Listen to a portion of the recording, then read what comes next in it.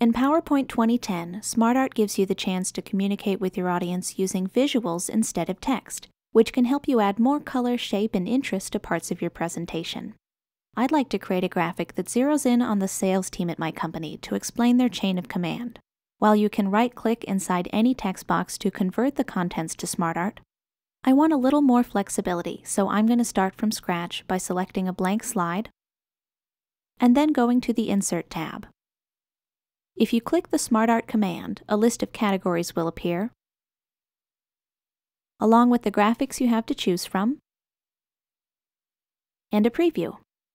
The type of SmartArt I'm looking for should be under Hierarchy. Let's try this one. Now, with the graphic selected, click the small arrow on the left to open up what we call the task pane. All you have to do here is start entering your text, and it appears in the SmartArt resized so it fits the shape perfectly.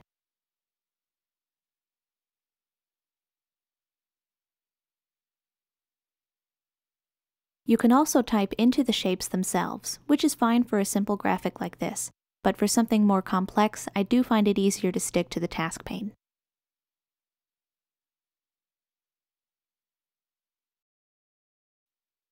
Now I'd like to point out the Format and Design tabs that appear whenever you have your SmartArt selected.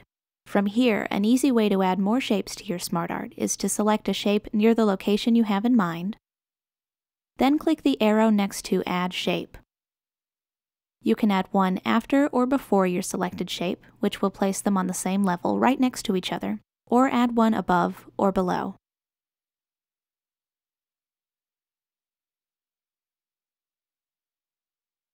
On second thought, I should have placed this one level higher, right under the sales chief. That's okay. You can change the level of any shape using Demote to move it down, or Promote to move it up. That's perfect. You can also manipulate these shapes from within the task pane. I'll use the same one to demonstrate. Press the Tab key to demote, then Backspace to promote it again. Think of it as creating an outline with a multi-level bulleted list.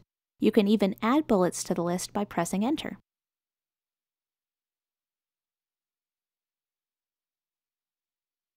Now I'm going to go ahead and delete the shapes I'm not using by selecting both of these bullets, then pressing Backspace or Delete on my keyboard.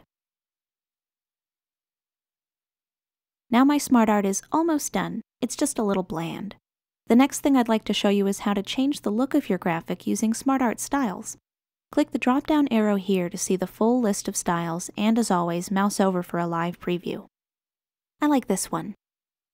I recommend taking a look at colors too. These come from whatever theme you're using, so they will vary depending on your theme or color palette. And it's never too late to change your layout. Your choices can be found in the Layouts group. I'd like to try something a little more out of the box. Okay, how about this? And if you want to change the appearance of individual shapes, all you have to do is select one or more, switch to the Format tab, and take advantage of any of the options here. For example, I'd like to change the color of the text in these shapes to really make them stand out.